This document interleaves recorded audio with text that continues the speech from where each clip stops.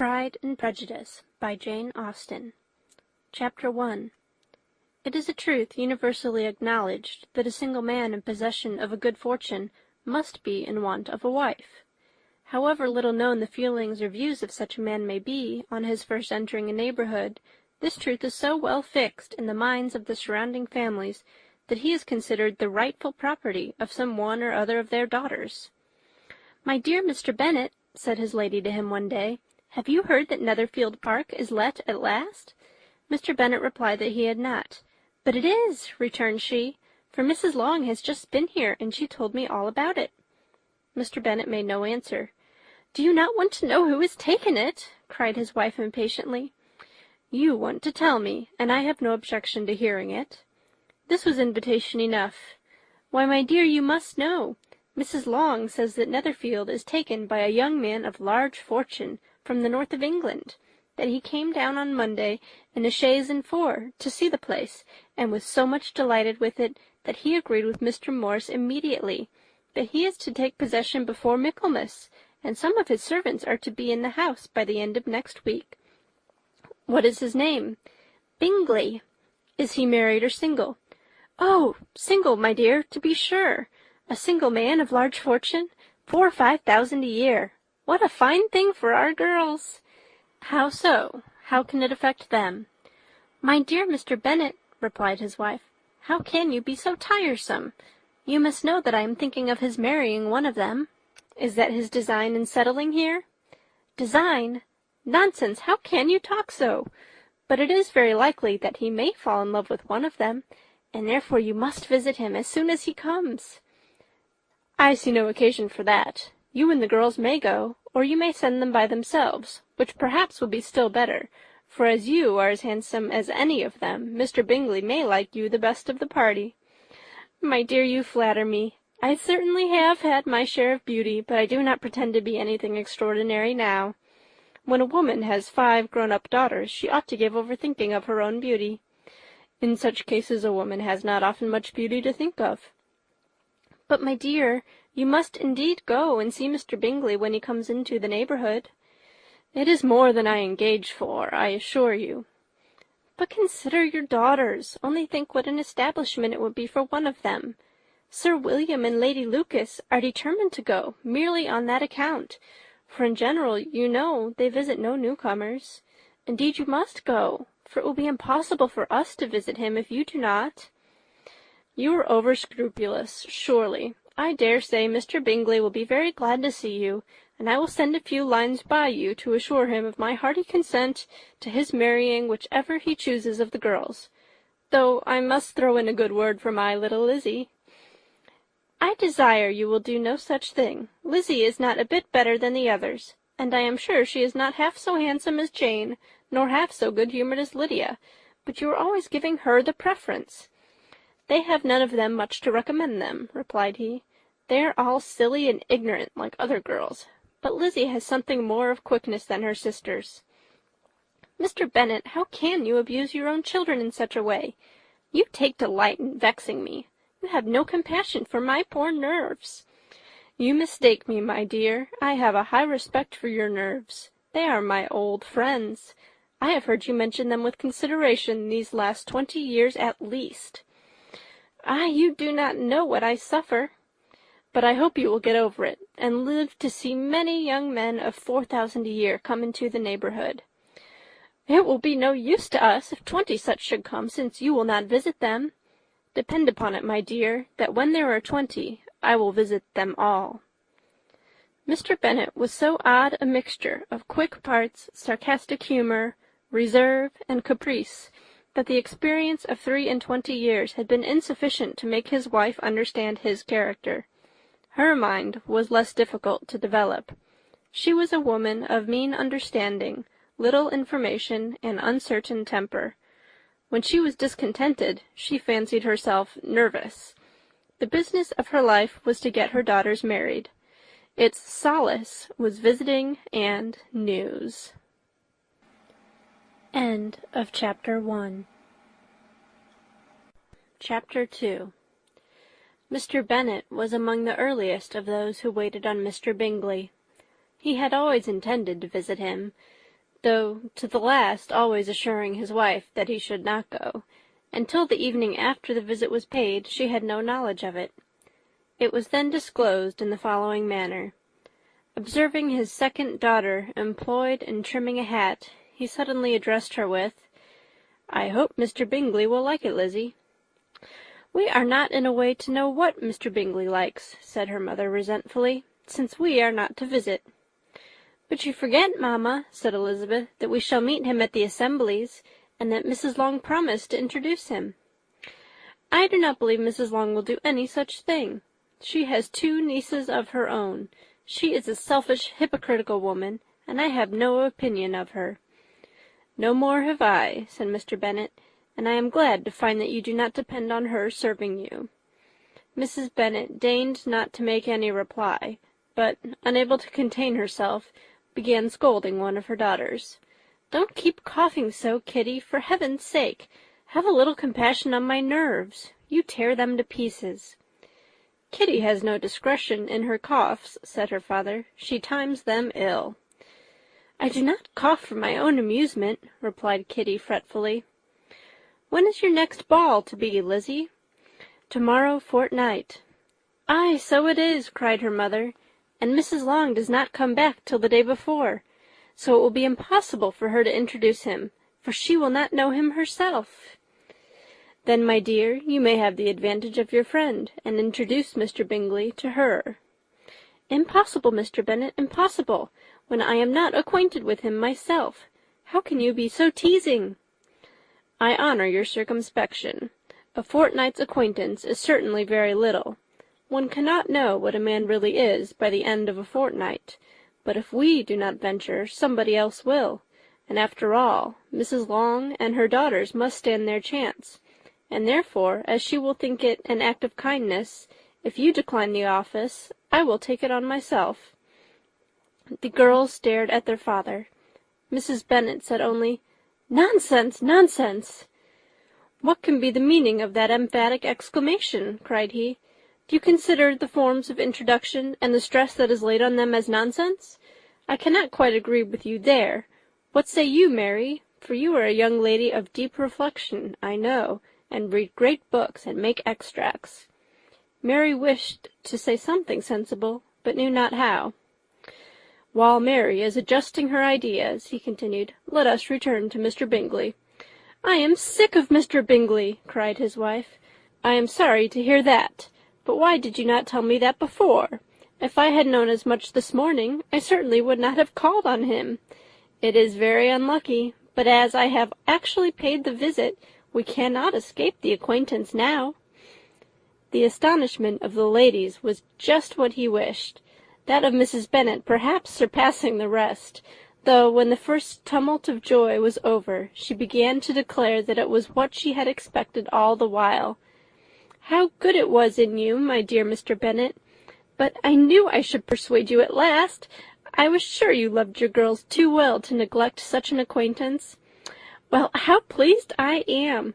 And it is such a good joke, too, that you should have gone this morning and never said a word about it till now." "Now, Kitty, you may cough as much as you choose," said Mr. Bennet, and as he spoke he left the room, fatigued with the raptures of his wife. "What an excellent father you have, girls," said she, when the door was shut. "I do not know how you will ever make him amends for his kindness, or me either, for that matter. At our time of life it is not so pleasant, I can tell you, to be making new acquaintances every day. But for your sakes we would do anything. Lydia, my love, though you are the youngest, I dare say Mr. Bingley will dance with you at the next ball." "Oh," said Lydia stoutly, "I am not afraid, for though I am the youngest, I'm the tallest." The rest of the evening was spent in conjecturing how soon he would return Mr. Bennet's visit, and determining when they should ask him to dinner. End of chapter 2. Chapter 3. Not all that Mrs. Bennet, however, with the assistance of her 5 daughters, could ask on the subject, was sufficient to draw from her husband any satisfactory description of Mr. Bingley.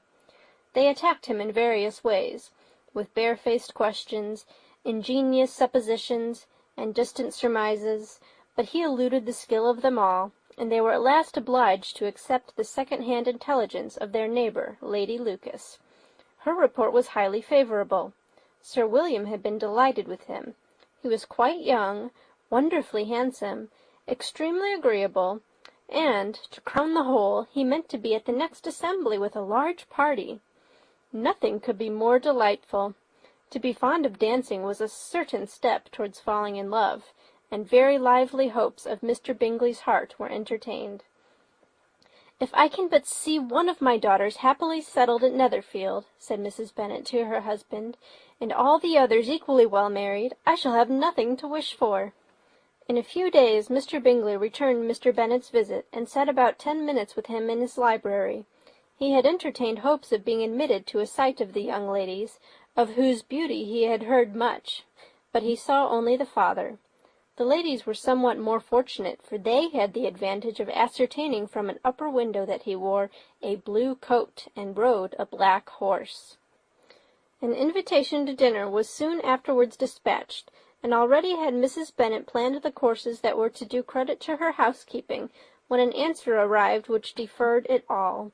Mr. Bingley was obliged to be in town the following day, and consequently unable to accept the honour of their invitation, etc. Mrs. Bennet was quite disconcerted. She could not imagine what business he could have in town so soon after his arrival in Hertfordshire, and she began to fear that he might be always flying from one place to another, and never settled at Netherfield as he ought to be. Lady Lucas quieted her fears a little by starting the idea of his being gone to London only to get a large party for the ball, and a report soon followed that Mr. Bingley was to bring 12 ladies and 7 gentlemen with him to the assembly.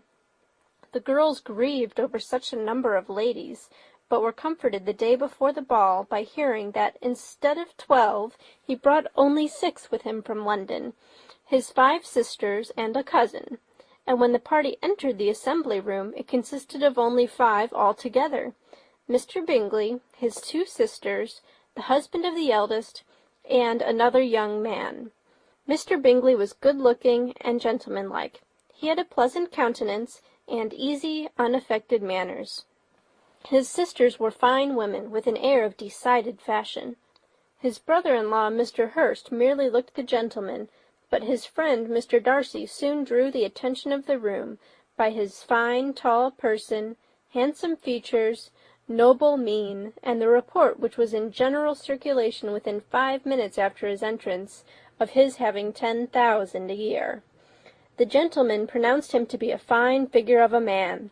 The ladies declared he was much handsomer than Mr. Bingley, and he was looked at with great admiration for about half the evening, till his manners gave a disgust which turned the tide of his popularity, for he was discovered to be proud, to be above his company, and above being pleased, and that all his large estate in Derbyshire could then save him from having a most forbidding, disagreeable countenance, and being unworthy to be compared with his friend. Mr. Bingley had soon made himself acquainted with all the principal people in the room. He was lively and unreserved, danced every dance, was angry that the ball closed so early, and talked of giving one himself at Netherfield. Such amiable qualities must speak for themselves. What a contrast between him and his friend! Mr. Darcy danced only once with Mrs. Hurst, and once with Miss Bingley, declined being introduced to any other lady, and spent the rest of the evening in walking about the room, speaking occasionally to one of his own party. His character was decided. He was the proudest, most disagreeable man in the world, and everybody hoped that he would never come there again. Amongst the most violent against him was Mrs. Bennet, whose dislike of his general behaviour was sharpened into particular resentment by his having slighted one of her daughters. Elizabeth Bennet had been obliged, by the scarcity of gentlemen, to sit down for 2 dances, and during part of that time Mr. Darcy had been standing near enough for her to hear a conversation between him and Mr. Bingley, who came from the dance for a few minutes to press his friend to join it. "Come, Darcy," he said, "I must have you dance. I hate to see you standing about by yourself in this stupid manner. You had much better dance." "I certainly shall not. You know how I detest it, unless I am particularly acquainted with my partner. At such an assembly as this it would be insupportable. Your sisters are engaged, and there is not another woman in the room whom it would not be a punishment to me to stand up with." "I would not be so fastidious as you are," cried Mr. Bingley. "For a kingdom! Upon my honour, I never met with so many pleasant girls in my life as I have this evening, and there are several of them you see uncommonly pretty." "You are dancing with the only handsome girl in the room," said Mr. Darcy, looking at the eldest, Miss Bennet. "Oh, she is the most beautiful creature I ever beheld. But there is one of her sisters sitting down just behind you, who is very pretty, and I dare say very agreeable. Do let me ask my partner to introduce you." "Which do you mean?" And turning round, he looked for a moment at Elizabeth, till, catching her eye, he withdrew his own, and coldly said, "She is tolerable, but not handsome enough to tempt me. I am in no humour at present to give consequence to young ladies who are slighted by other men. You had better return to your partner and enjoy her smiles, for you are wasting your time with me." Mr. Bingley followed his advice. Mr. Darcy walked off, and Elizabeth remained, with no very cordial feelings toward him. She told the story, however, with great spirit among her friends, for she had a lively, playful disposition, which delighted in anything ridiculous. The evening altogether passed off pleasantly to the whole family. Mrs. Bennet had seen her eldest daughter much admired by the Netherfield party. Mr. Bingley had danced with her twice, and she had been distinguished by his sisters. Jane was as much gratified by this as her mother could be, though in a quieter way. Elizabeth felt Jane's pleasure. Mary had heard herself mentioned to Miss Bingley as the most accomplished girl in the neighbourhood, and Catherine and Lydia had been fortunate enough never to be without partners, which was all that they had yet learnt to care for at a ball. They returned, therefore, in good spirits to Longbourn, the village where they lived, and of which they were the principal inhabitants. They found Mr. Bennet still up. With a book he was regardless of time, and on the present occasion he had a good deal of curiosity as to the events of an evening which had raised such splendid expectations. He had rather hoped that his wife's views on the stranger would be disappointed, but he soon found out that he had a different story to hear. "Oh, my dear Mr. Bennet," as she entered the room, "we have had a most delightful evening, a most excellent ball. I wish you had been there. Jane was so admired, nothing could be like it. Everybody said how well she looked, and Mr. Bingley thought her quite beautiful and danced with her twice. Only think of that, my dear, he actually danced with her twice, and she was the only creature in the room that he asked a second time. First of all he asked Miss Lucas. I was so vexed to see him stand up with her, but, however, he did not admire her at all. Indeed, nobody can, you know. And he seemed quite struck with Jane as she was going down the dance, so we inquired who she was, and got introduced, and asked her for the two next. Then the 2/3 he danced with Miss King, and the 2/4 with Maria Lucas, and the 2/5 with Jane again, and the 2/6 with Lizzie, and the Boulanger. If he had any compassion for me, cried her husband impatiently, he would not have danced half so much. For God's sake, say no more of his partners. Oh, that he had sprained his ankle in the first place. Oh, my dear, I am quite delighted with him. He is so excessively handsome, and his sisters are charming women. I never in my life saw anything more elegant than their dresses. I dare say the lace upon Mrs. Hurst's gown—" Here she was interrupted again. Mr. Bennet protested against any description of finery. She was therefore obliged to seek another branch of the subject, and related with much bitterness of spirit and some exaggeration the shocking rudeness of Mr. Darcy. "But I can assure you," she added, "that Lizzie does not lose much by not suiting his fancy, for he is a most disagreeable, horrid man, not at all worth pleasing. So high and so conceited that there was no enduring him. He walked here and he walked there, fancying himself so very great. Not handsome enough to dance with. I wish you had been there, my dear, to have given him one of your set-downs. I quite detest the man." End of chapter 3. Chapter 4. When Jane and Elizabeth were alone, the former, who had been cautious in her praise of Mr. Bingley before, expressed to her sister just how very much she admired him. "He is just what a young man ought to be," said she, "sensible, good-humoured, lively, and I never saw such happy manners, so much ease, with such perfect good breeding." "He is also handsome," replied Elizabeth, "which a young man ought likewise to be, if he possibly can. His character is thereby complete." "I was very much flattered by his asking me to dance a second time. I did not expect such a compliment." "Did you not? I did for you. But that is one great difference between us. Compliments always take you by surprise, and me never. What could be more natural than his asking you again? He could not help seeing that you were about 5 times as pretty as every other woman in the room. No thanks to his gallantry for that. Well, he certainly is very agreeable, and I give you leave to like him. You have liked many a stupider person." "Dear Lizzie!" "Oh, you are a great deal too apt, you know, to like people in general. You never see a fault in anybody. All the world are good and agreeable in your eyes. I never heard you speak ill of a human being in your life. I would not wish to be hasty in censuring anyone, but I always speak what I think." "I know you do, and it is that which makes the wonder. With your good sense, to be so honestly blind to the follies and nonsense of others. Affectation of candour is common enough, one meets with it everywhere, but to be candid without ostentation or design, to take the good of everybody's character and make it still better, and say nothing of the bad, belongs to you alone. And so you like this man's sisters too, do you? Their manners are not equal to his." "Certainly not, at first, but they are very pleasing women when you converse with them. Miss Bingley is to live with her brother and keep his house, and I am much mistaken if we shall not find a very charming neighbour in her." Elizabeth listened in silence, but was not convinced. Their behaviour at the assembly had not been calculated to please in general, and with more quickness of observation and less pliancy of temper than her sister, and with a judgment too unassailed by any attention to herself, she was very little disposed to approve them. They were, in fact, very fine ladies, not deficient in good humour when they were pleased, nor in the power of making themselves agreeable when they chose it, but proud and conceited. They were rather handsome, had been educated in one of the first private seminaries in town, had a fortune of 20,000 pounds, were in the habit of spending more than they ought, and of associating with people of rank, and were therefore in every respect entitled to think well of themselves and meanly of others.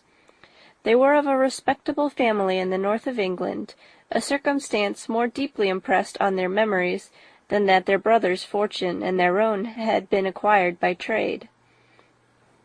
Mr. Bingley inherited property to the amount of nearly 100,000 pounds from his father, who had intended to purchase an estate, but did not live to do it. Mr. Bingley intended it likewise, and sometimes made choice of his county, but as he was now provided with a good house and the liberty of a manor, it was doubtful to many of those who best knew the easiness of his temper whether he might not spend the remainder of his days at Netherfield, and leave the next generation to purchase. His sisters were anxious for his having an estate of his own, but though he was now only established as a tenant, Miss Bingley was by no means unwilling to preside at his table, nor was Mrs. Hurst, who had married a man of more fashion than fortune, less disposed to consider his house as her home when it suited her. Mr. Bingley had not been of age 2 years when he was tempted by an accidental recommendation to look at Netherfield House. He did look at it, and into it, for half an hour, was pleased with the situation and the principal rooms, satisfied with what the owner said in its praise, and took it immediately. Between him and Darcy there was a very steady friendship, in spite of great opposition of character. Bingley was endeared to Darcy by the easiness, openness, and ductility of his temper, though no disposition could offer a greater contrast to his own, and though with his own he never appeared dissatisfied. On the strength of Darcy's regard, Bingley had the firmest reliance, and of his judgment the highest opinion. In understanding, Darcy was the superior. Bingley was by no means deficient, but Darcy was clever. He was at the same time haughty, reserved, and fastidious, and his manners, though well-bred, were not inviting. In that respect his friend had greatly the advantage. Bingley was sure of being liked wherever he appeared. Darcy was continually giving offence. The manner in which they spoke of the Meryton assembly was sufficiently characteristic. Bingley had never met with more pleasant people or prettier girls in his life. Everybody had been most kind and attentive to him. There had been no formality, no stiffness. He had soon felt acquainted with all the room, and, as to Miss Bennet, he could not conceive of an angel more beautiful. Darcy, on the contrary, had seen a collection of people in whom there was little beauty and no fashion, for none of whom he had felt the smallest interest, and from none received either attention or pleasure. Miss Bennet he acknowledged to be pretty, but she smiled too much. Mrs. Hurst and her sister allowed it to be so, but still they admired her and liked her, and pronounced her to be a sweet girl, and one whom they would not object to know more of. Miss Bennet was thereby established as a sweet girl, and their brother felt authorized by such commendation to think of her as he chose. End of chapter 4.